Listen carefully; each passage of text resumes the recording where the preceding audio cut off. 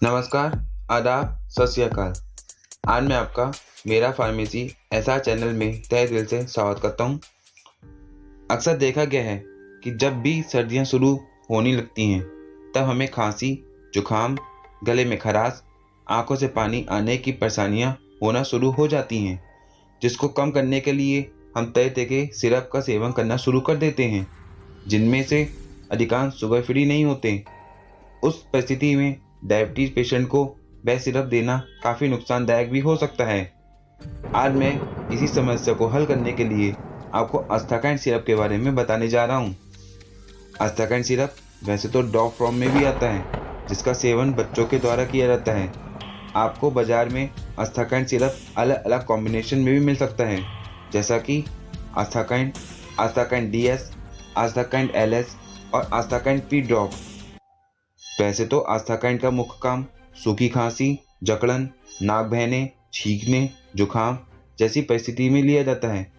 आप इसका सेवन अपनी होने वाली समस्या के अनुसार उसके अलग अलग मिश्रणों के रूप में कर सकते हैं, या फिर अपने चिकित्सक की सलाह लेकर भी आप इसका सेवन कर सकते हैं। हर बार की तरह मैं आपको बता दूं कि यह काम कैसे करता है। जैसा कि मैं आपको बता ही चुका हूं कि अस्टाकाइन DS सिरप जो कि शुगर फ्री है।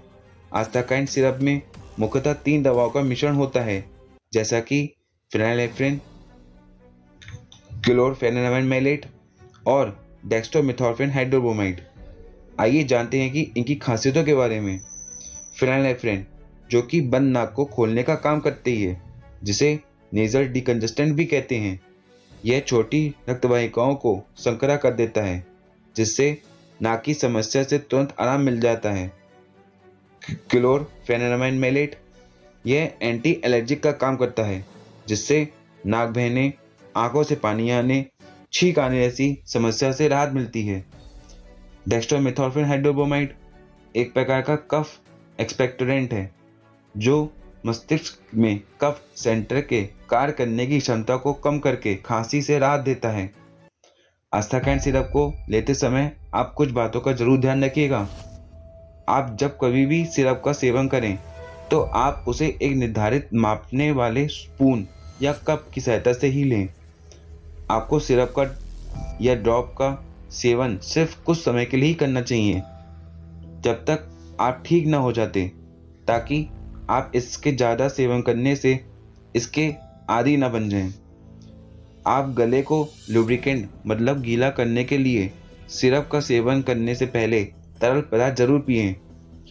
मान लीजिए कि आप सिरप का सेवन तो कर रहे हैं, मगर आपको खांसी में कोई आराम नहीं मिल पा रहा है और लेने का समय भी बढ़ता जा रहा है, तो आप तुरंत अपने चिकित्सक से जाकर मिलें।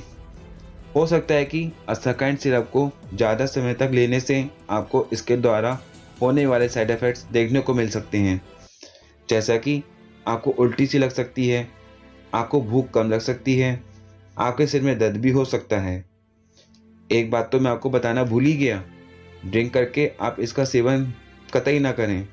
गर्भवती महिलाओं और स्तनपान कराने वाली महिलाओं को आप इसका सेवन अपने डॉक्टर से सलाह लेकर ही कराएं।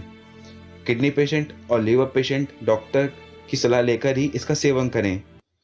मुझे पूरा यकीन है कि आपको अस्टाकाइन सिरप के बारे में दी गई जानकारी काफ़ी अच्छी लगी होगी। आप बस ऐसे ही अपना साथ मेरे साथ बनाए रखिएगा, हंसते रहिएगा, हंसाते रहिएगा। धन्यवाद।